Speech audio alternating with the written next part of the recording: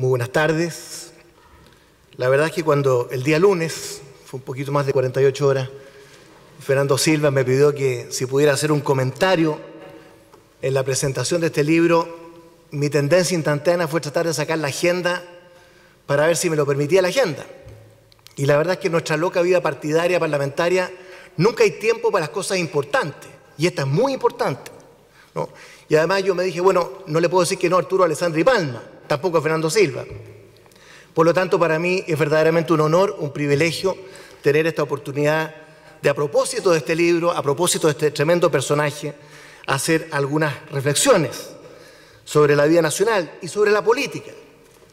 Porque yo creo que, a fin de cuentas, y en apretada síntesis, este libro es una defensa y reivindicación de la política y del político. Y eso, ¿no es cierto?, nos viene bien a los que estamos enjuiciados permanentemente en este arte noble y difícil que es la política. En su introducción, el presidente de la Cámara, el diputado Nicolás Monkeberg, dice, se llama el título Arturo Alessandri y la hora de la política, ¿no? Y eso me parece que resume muy bien lo que es este libro y lo que es esta serie de libros. Yo realmente también no puedo sino tener en mente, ¿no es cierto?, en este momento a don Juan Bustos, presidente de la Cámara, que tuvo esta idea notable de iniciar una serie, con Salvador Allende fue la primera, ¿no es cierto?, ahora Arturo Alessandri, entiendo que viene una sobre Eduardo Frei Montalva, personas que han sido, ¿no es cierto?, presidentes de la República, presidentes del Senado, que es una forma también de difusión, que nos viene muy bien, porque este libro lo pueden leer los expertos, por supuesto, pero está destinado, ¿no es cierto?, a un público más amplio. Y eso es muy oportuno y muy importante. Es decir, una biblioteca del Congreso, por así decirlo, puertas afuera y no solo puertas adentro, que nos da, por supuesto, a nosotros los parlamentarios un gran servicio, pero que es muy importante, yo creo, esta difusión.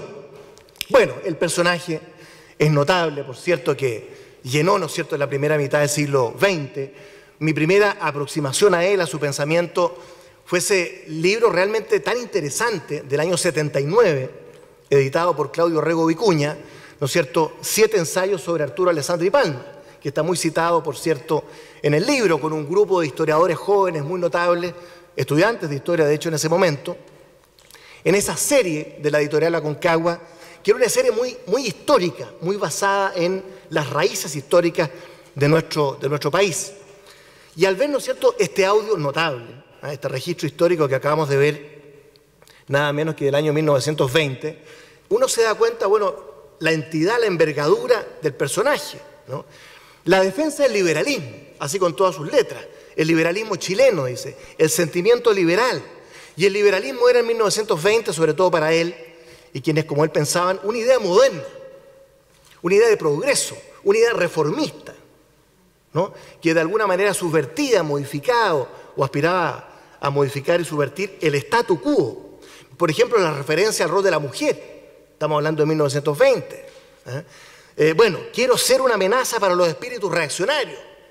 Imagínense cómo reaccionaba el mundo más bien conservador, del cual yo por lo menos provengo, no solo en términos personales, sino que como partido, la democracia cristiana era la juventud del Partido Conservador en los años 30.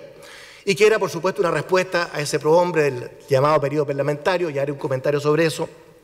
No soy una amenaza para nadie, ¿no es cierto?, que era como una forma de describir ese periodo parlamentario. Bueno, esta defensa del liberalismo sin complejo, a mí me gusta mucho porque una de las características de los partidos políticos chilenos es que han sido partidos doctrinarios.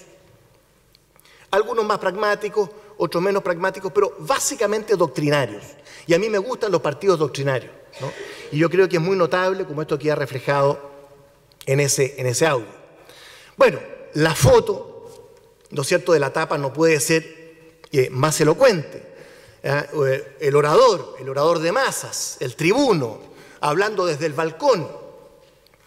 Tantas historias, ¿no es cierto?, sobre los balcones y de Arturo Alessandri. Dicen que en una de esas agarró un abrigo y se lo tiró, ¿no es cierto?, a la querida Chusma. Lo que la historia no consigna es que el abrigo era un colaborador, no era de él.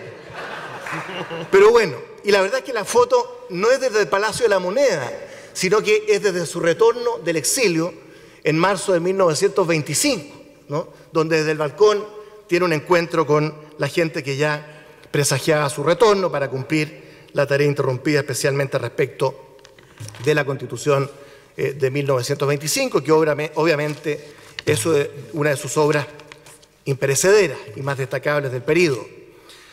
Bueno, yo alababa este título del presidente de la Cámara, ¿no es cierto?, La hora de la política, pero quiero introducir dos matices respecto de eso, para hacer esto más conversado. Hace muy bien el diputado Nicolás Monkeberg en decir que de alguna manera lo que aquí estaba como transición, una doble transición, ¿no es cierto?, una de ellas era desde el presidencialismo, principalmente de la Constitución de 1833, de los decenios de Prieto, de Bulnes, de Montt, de Pérez, al parlamentarismo, refiriéndose a 1891 y 1920.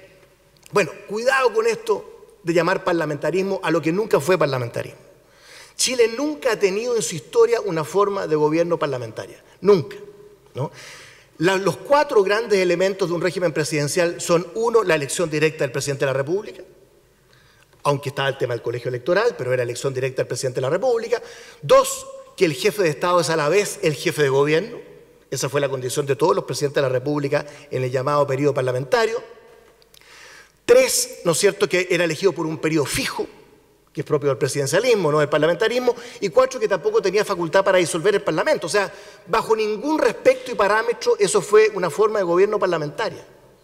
Lo que eso fue un presidencialismo desvirtuado, porque se fueron enquistando prácticas parlamentaristas, ¿no es cierto?, que se fueron forjando entre 1860 y 1891, que le fueron quitando espacio a la presidencia, cierto, al Ejecutivo, y creó una especie de híbrido.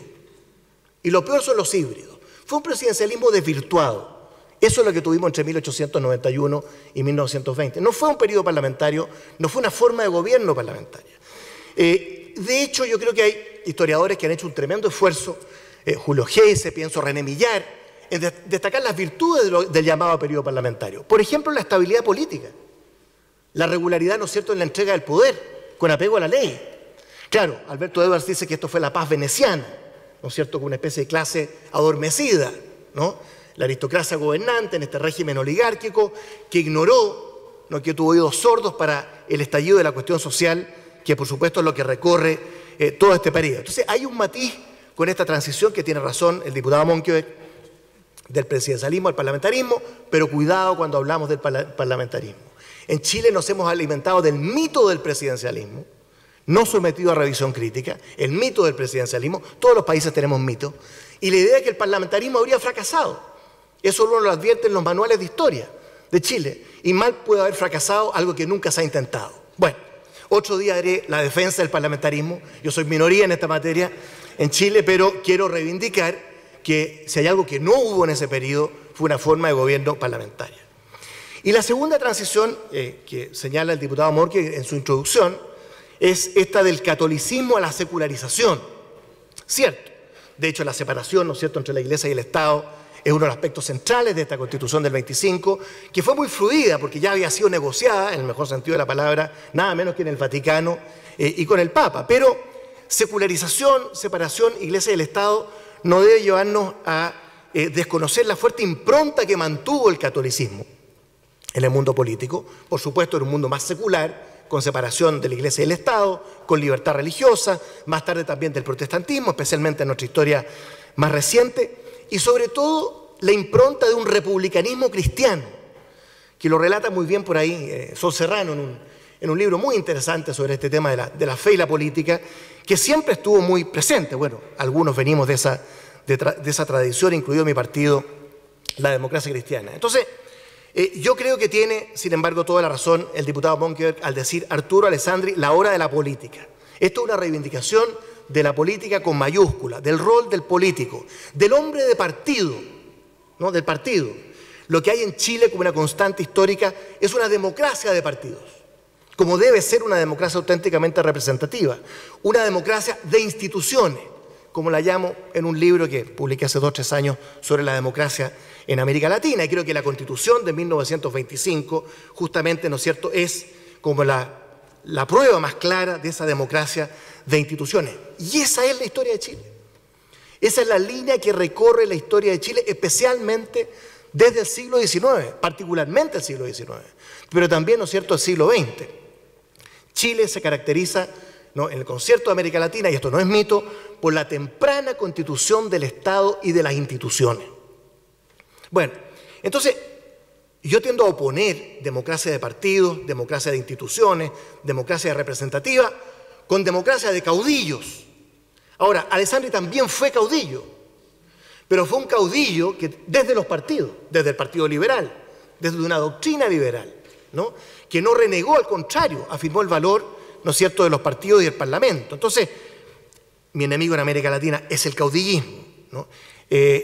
A propósito, yo creo que uno de los aportes de nuestra historia más reciente de Jaime Guzmán, por ejemplo, viniendo de una tradición gremialista, corporativa, orgánica en esa tradición medieval católica, es haber logrado, ¿no es cierto?, fortalecer la cultura de los partidos, creando la UDI, la Unión Demócrata Independiente, ¿no?, alejándose de alguna manera de esa idea del gremialismo, el independentismo. Bueno, Jorge Alessandri de alguna manera también estuvo ligado a esta idea, ¿no es cierto?, de la reivindicación del independiente, más que de los partidos, tuvo su propia crisis en su gobierno.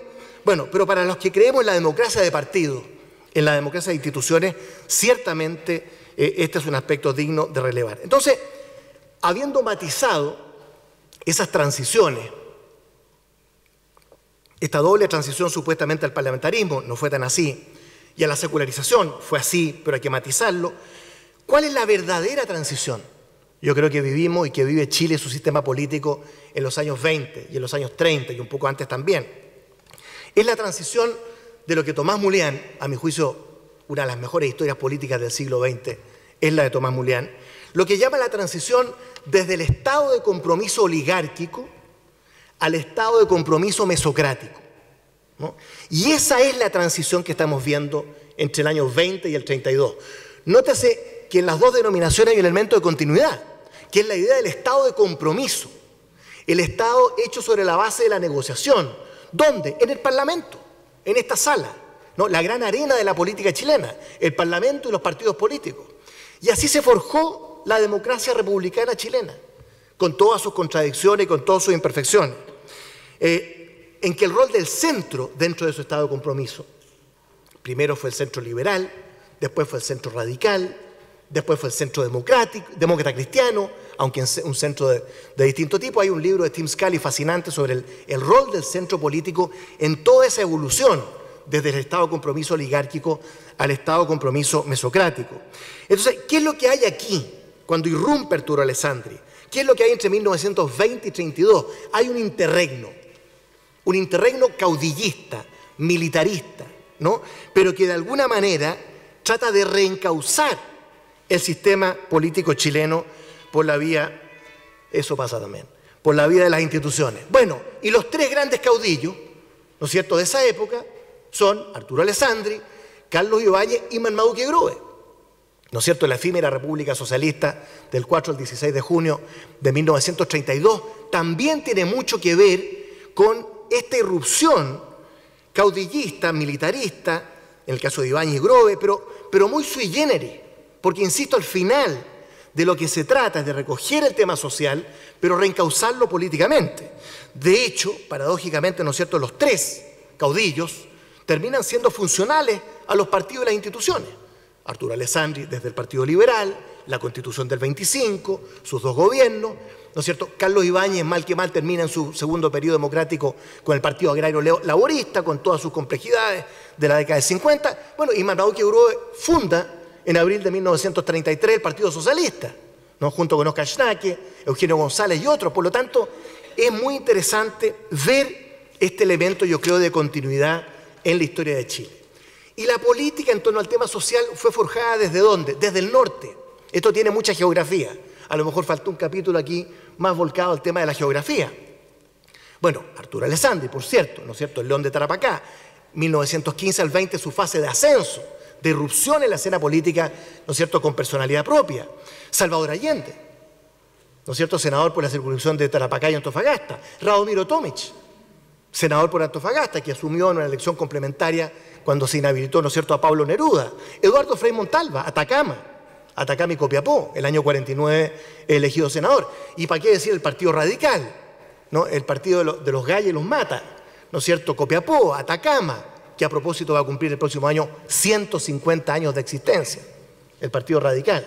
Y el Partido Comunista cumple este año, bueno, con la historia del Partido Obrero Socialista, ¿no es cierto?, si no serían 90, 100 años. Entonces, el norte, donde irrumpe la cuestión social a propósito del salitre, ¿no?, de las migraciones, etcétera, tiene mucho que ver con la impronta y el proceso, ¿no es cierto?, que experimenta Arturo Alessandri y que termina con estos dos periodos presidenciales del 20 al 25, digamos, incluyendo sus retornos del exilio, y del 32 al 38.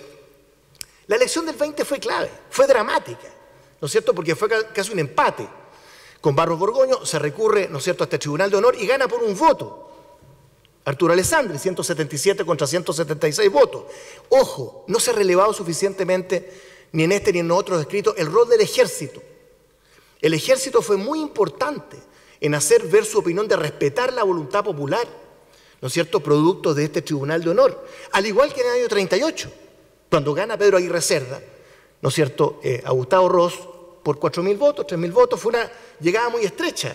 Y nuevamente la voz del ejército fue importante cuando algunos quisieron desconocer estos resultados, ¿no es cierto?, representantes de alguna manera de la antigua aristocracia, de la oligarquía, bueno, de la canalla dorada, la llamaba el propio Arturo Alessandri, ¿no?, tratando de desconocer la expresión de la voluntad popular.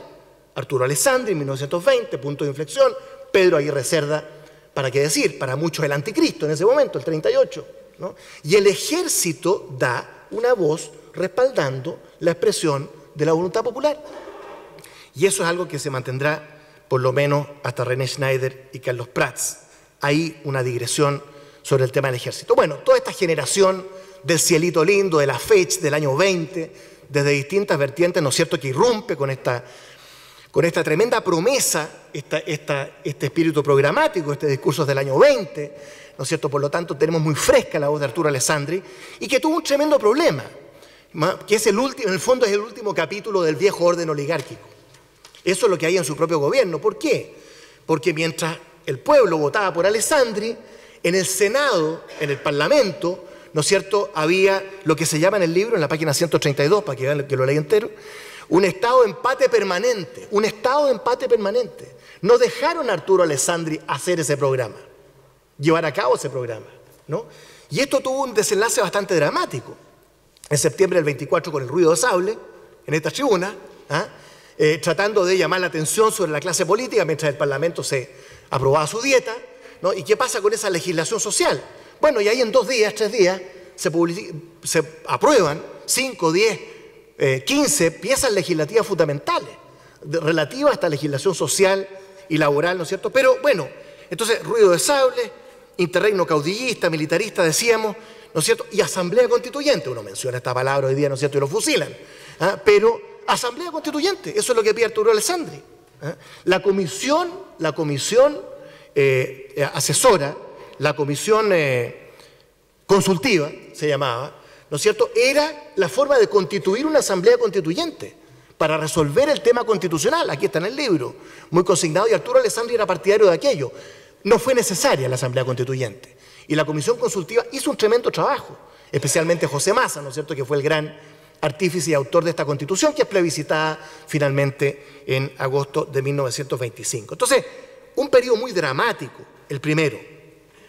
Y el segundo, y con esto voy terminando, ¿no es cierto?, el periodo del año 32 al 38, bueno, de alguna manera consolidar esto que fue dibujado en un diseño el año 25 de una constitución que no se aplicó, ¿no? Porque vino este interregno militarista, vino la dictadura de Ibáñez, del 27 al 31, en fin. Pero la verdad es que lo que estaba en ciernes aquí era este nuevo estado de compromiso mesocrático que se estaba anunciando, ¿no?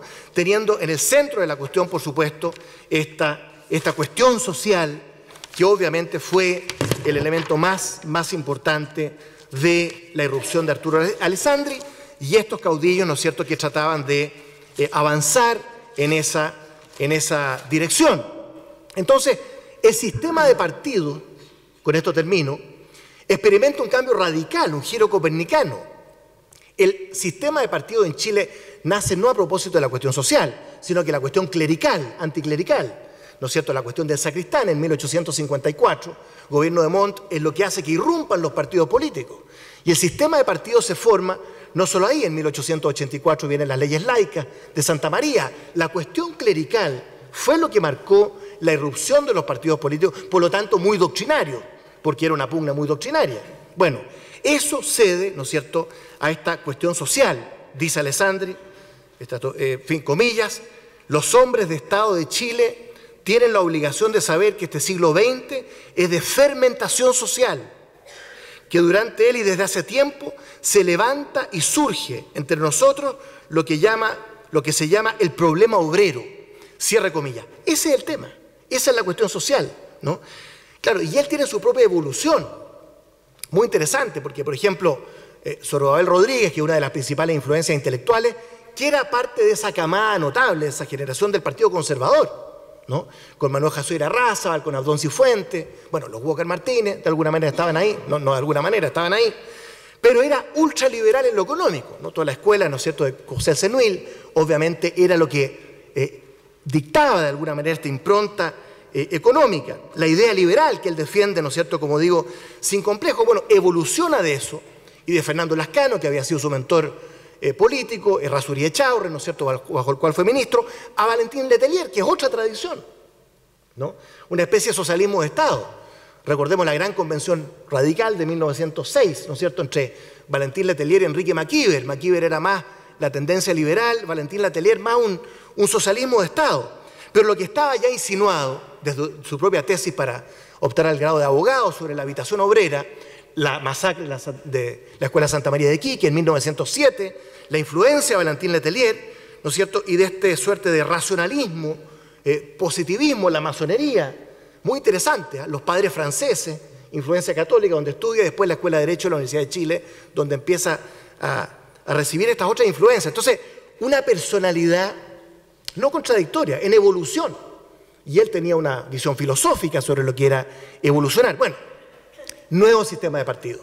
La izquierda ya no va a ser, ¿no es cierto?, el partido radical o democrático. Ambos partidos habían sido como la izquierda hasta ese momento. Ahora será más bien el centro. El partido radical va a ser el partido socialista y comunista, y la derecha va a ser crecientemente liberal y conservadora.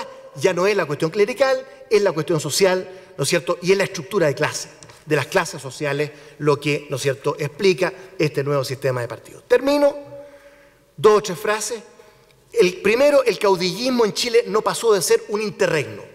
La continuidad histórica de Chile, incluso mirado en profundidad, esta irrupción caudillista militarista, es, ¿no es cierto?, la construcción de instituciones. Y a propósito, las instituciones son el mejor antídoto frente a la irrupción de los caudillos. Mientras más fuertes las instituciones, menor posibilidad de que irrumpan los caudillos.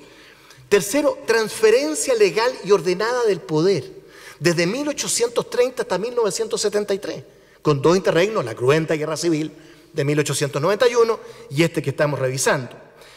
Cuando la cuestión social no encuentra otra lección, porque esto tiene mucha actualidad todo lo que estamos comentando. La cuestión social no la miremos solo como las habitaciones obreras, hablemos de la movilización estudiantil de estos años, del Chile de hoy, ¿no? Bueno, cuando la cuestión social no encuentra un cauce institucional que la recoja, irrumpe el caudillismo, ¿no? Lo que Samuel Huntington llama un pretorianismo de masas, que es por definición el desborde institucional. Ojo con leer bien lo que está ocurriendo en el Chile de hoy, no de 1920. Y, muy importante, la legitimidad y la representación del sistema político. Eso es muy importante, porque Chile tuvo muchos déficits en materia de participación. Fue muy tardía. La participación real viene en 1970, sufragio universal. Había sido insinuado en 1874, la ley sobre sufragio universal. Pero solo en la reforma constitucional de 1970, nuestro sistema llega a ser verdaderamente participativo. Pero como dicen Mulián y Garretón, fue muy tempranamente representativo. Ya en la década de 1870, dice Samuel Valenzuela, había un sistema de partidos completo. O sea, derecha, centro, izquierda. 1870. O sea, era muy representativo. Alessandri está al poder en 1920, con un discurso anti-statu quo. Y el masón, anticristo, para los conservadores de la época, Pedro Aguirre Cerda, llega en 1938 con el Partido Comunista, en el Frente Popular. Entonces, había una gran legitimidad del sistema político. No por su participación, que era muy poco participativo. El universo electoral siempre será muy restringido, pero sí por su representatividad. Ojo, porque en Chile tenemos hoy día una crisis de representación muy fuerte, muy aguda, y también un problema de legitimidad producto, ¿no es cierto?, de la Constitución, su modificación, y por lo tanto este tema, con esto termino, es muy actual, y por lo tanto saquemos también las lecciones, ¿no es cierto?, que emanan de este personaje fascinante como un elemento central de nuestra historia política. Gracias.